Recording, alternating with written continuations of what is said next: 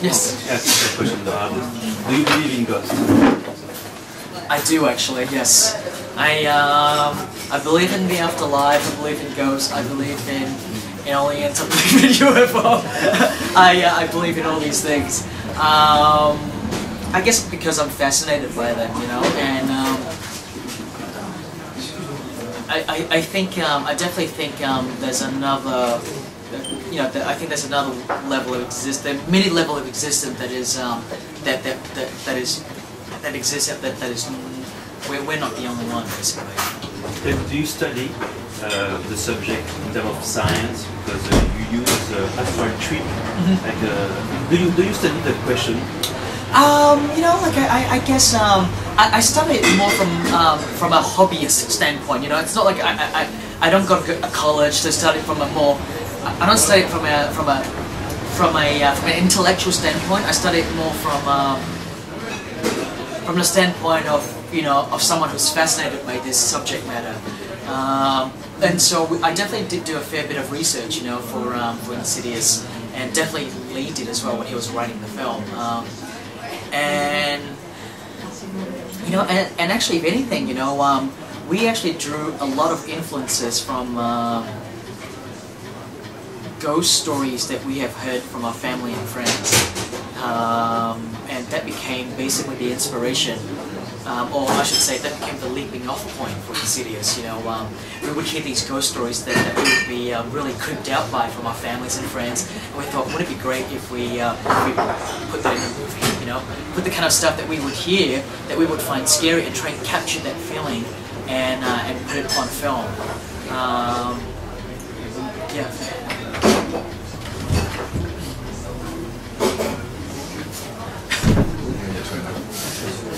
Don't be shy, guys. Come on. I want to know about what you're going to do, your next project.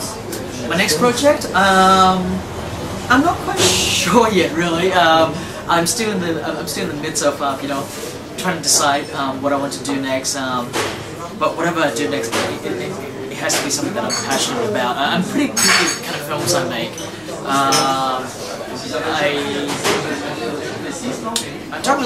I haven't really made that many films, you know, compared to some of my other director friends. You know, in the amount of time that I've been sort of around, I've been very selective with the kind of films I make, and so I'm still deciding. Yeah.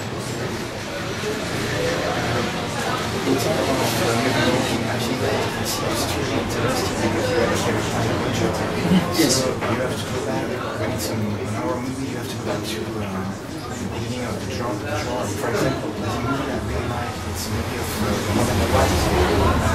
The Haunting. The Haunting. Yes. Because for me, it's basically one of the best one ever made.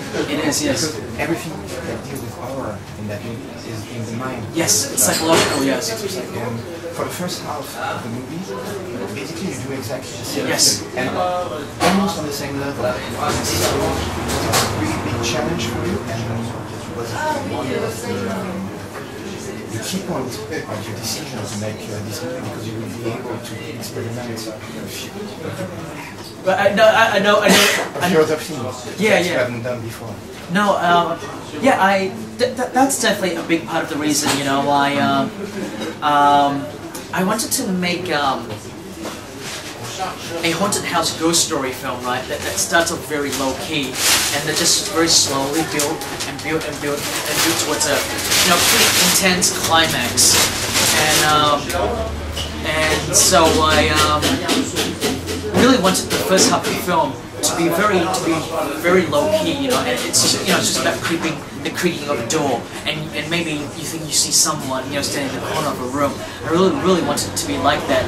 However, I feel that you know, for a lot of today's younger generation, they grew up with a lot of scary movies, you know, where they're so used to seeing a lot of things, you know, like today's kids are so used to you know, the internet, YouTube, you know, their camera phones, they're so used to like being inundated with so much stuff. I knew that I knew that when I finally get to a certain point, I need to kind of show people more of the ghosts. You know, in a lot of ways, like Jaws. You know, like you don't see a lot of the shark, but by the end of the movie, you do see a lot of the shark as well. that's one of the formula is interesting in the movie, that there's some kind of schizophrenia. That's not exactly the exact word. Right. The first part of the movie is really old school. Yes. And the second half is really for the younger generation. Yes. It's more aggressive. It's more aggressive. It's more kinetic. Yeah.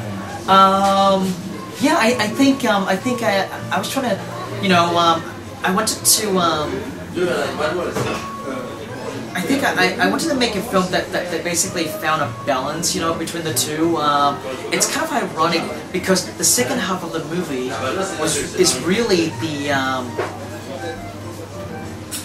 main idea that Lee Wanell and I came up with first. We came up with basically the second half of the film first, and then we realized this is where we wanted.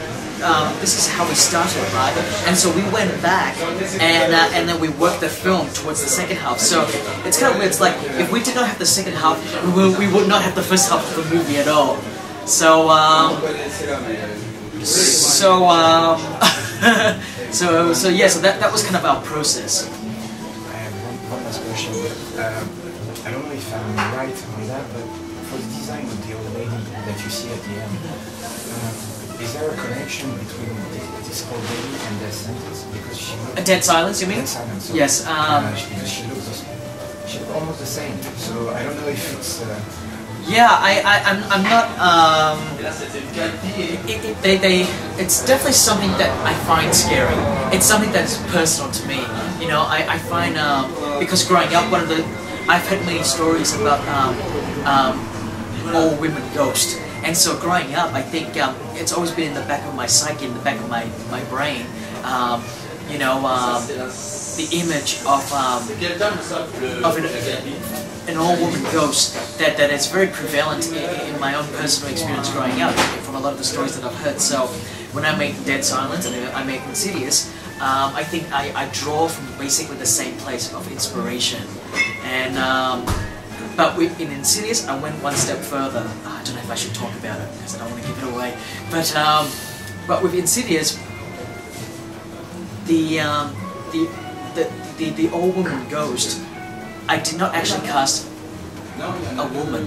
I actually cast a man to play her. But the reason why I did that is because I think what that does is it brings a slightly off-kilter, it brings a slightly bizarre, disturbing edge to it, and I think that just adds to the layer of the film. Insidious has, I think, eventually when people look at the movie, after maybe a few viewings, I think you can see that the movie actually has lots of different layers to the film, and that's just one of the kind of layers I really wanted to give the movie. In the same way. I don't want to talk about it too because I've been giving it away as well. I'll just stop right there. I thought the old woman is more important than the red demon. I'm not sure if it's more important than the lipstick face demon, because I think that they're both important to the characters that they haunt. The demon character haunts the young boy, right? The son character, whereas the old woman ghost haunts the father character, and so I think they're both equally important for the two characters. But you break conventions in this movie that at the first scene we see a ghost. Yes, that's not a convention, and the ending is very dark. Yeah, that is not a convention. You break it. See, when you first see it, you don't actually know that it's a ghost.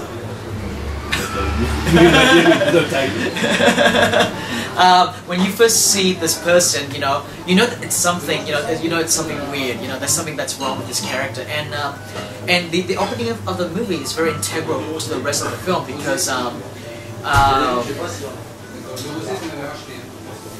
for me, Insidious isn't just about the scare sequences, For me, it's also important to have a really interesting storyline, and I think, the story comes full circle by the end of the movie, and I think the story is important because it impacts the character as well. Everything about the movie kind of ties in with other elements of the film, and that's a kind of storytelling that Lee and I are very fascinated by. you talk about the production design of the second world, of the parallel world, it's very theater. What are you? Theatrical. Yeah. It's very theatrical in that when one of the characters crosses over into the other world,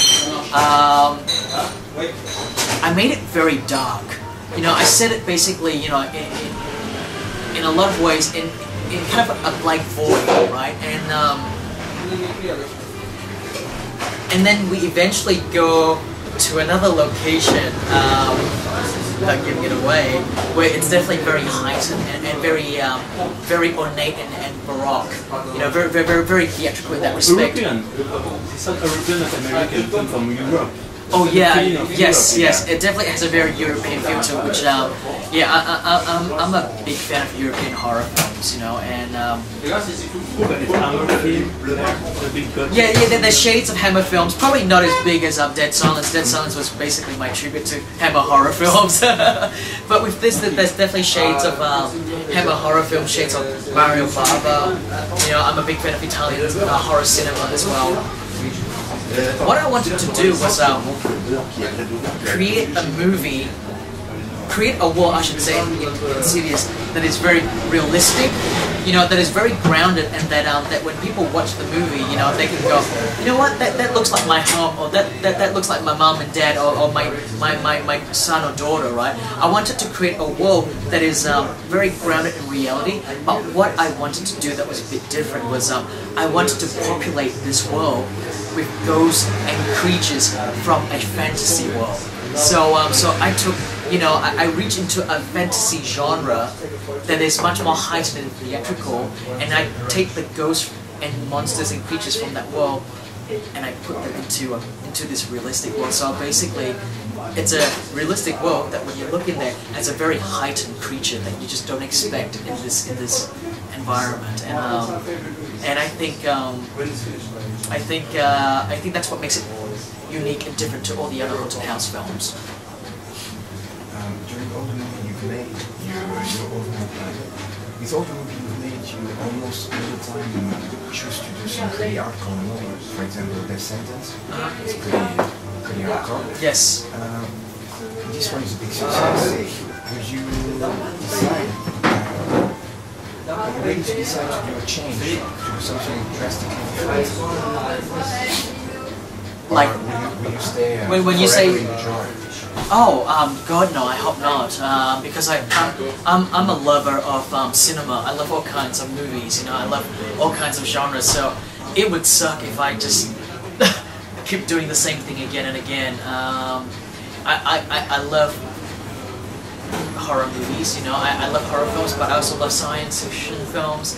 I love action films. That's why I did Death Sentence, you know, when that wasn't something that I came up with, that was a project that was approached and given to me. But you know, I saw that as an opportunity for me to do an action movie, and so I went for it. And so if I get the opportunity to do something outside the horror genre, I'll definitely embrace it. For example, for me, Death Sentence, in all the movies you've made, is the one I prefer. Right. It's the one who has more style, and it's not that Insidious doesn't have style. Right, I know what you mean, yes. But it's more interesting because it goes back to the old movie like Charles Bronson. I don't remember the title. Death Wish. Death Wish, and it brings this kind of movie back into our era, and it updates the style. And yeah, it's really interesting because I wasn't exactly sure it was going to work when I first saw the movie, and I was pretty surprised at how much it works. So, that it worked for you, yeah. Yeah, you know, Death Sentence was really my love for, like you said, very 70s style action.